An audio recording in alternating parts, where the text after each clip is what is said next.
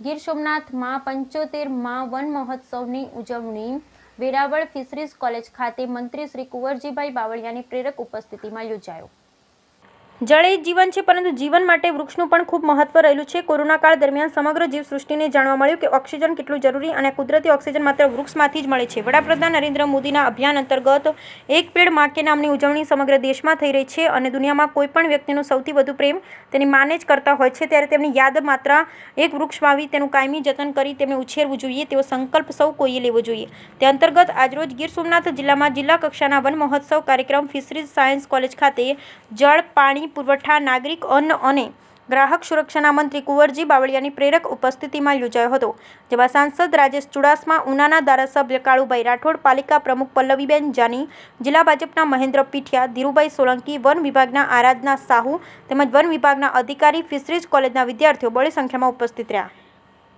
ગીર સોમનાથ મુકામે 75મા વન મહોત્સવમાં પાણી પુરવઠા મંત્રી આદરણીય કુંવરજીભાઈ બાવળિયાના અધ્યક્ષસ્થાને આયોજન કરવામાં આવ્યું હતું। દેશના પ્રધાનમંત્રી આદરણીય નરેન્દ્રભાઈ મોદીજી દ્વારા એક પેડ માં કે નામનું આહ્વાન કરવામાં આવ્યું છે।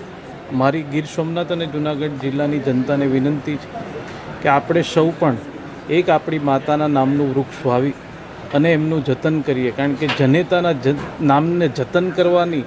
આપણે એક તક મળી છે, ત્યારે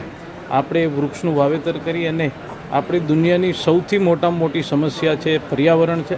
એમની સામે આપણે પણ મદદરૂપ થઈએ એવી વિનંતી કરું। ખાસ કરીને રાજેશ, જ્યારે આ વિસ્તારની જૂનાગઢ અને ગીર સોમનાથની વાત થતી હોય ત્યારે સૌરાષ્ટ્રનું કાશ્મીર એટલે આપણો આ વિસ્તાર કહેવાય છે અને એટલા માટે જ લોકો અહીંયા પ્રવાસીઓ અને યાત્રાળુઓ અહીંયા આવે છે।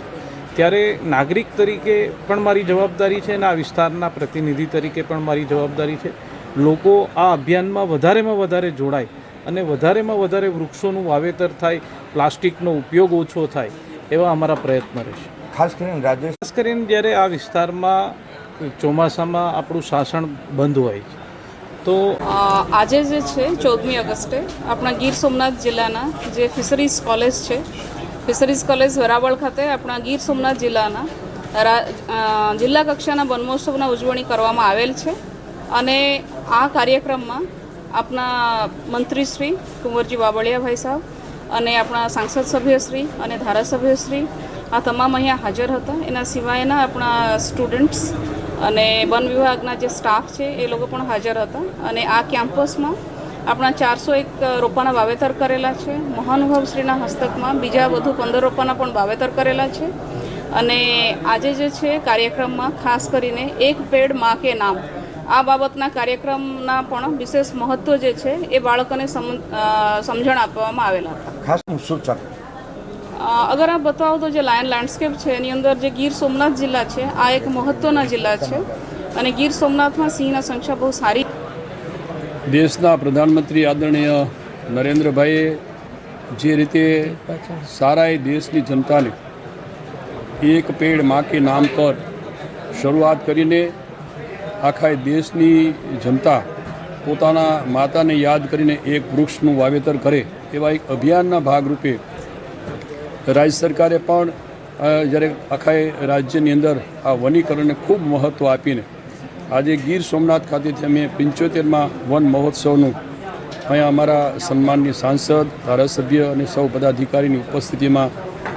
સામાજિક વનીકરણ વિભાગ તરફથી આયોજન કરવામાં આવેલું। આ વિભાગ તરફથી ખાસ કરીને દરેક તાલુકા કક્ષા સુધીના દરેક વૃક્ષારોપણ થાય, એની સાથે સાથે એની જતન અને જાળવણી થાય એવા ઉદ્દેશ સાથે આજના કાર્યક્રમનું સરસ મજાનું આયોજન કરવામાં આવ્યું હતું। જે રીતે 1950ની અંદર સ્વર્ગસ્થ કનૈયાલાલ મુનશી જેમણે આ શરૂઆત કરીને આજે આ 75 વર્ષ સુધી સતત દર વર્ષે આ વન મહોત્સવ ઉજવાય છે। સાથે રાજ્ય સરકારે પણ સાંસ્કૃતિક ધરોહરને ધ્યાનમાં રાખીને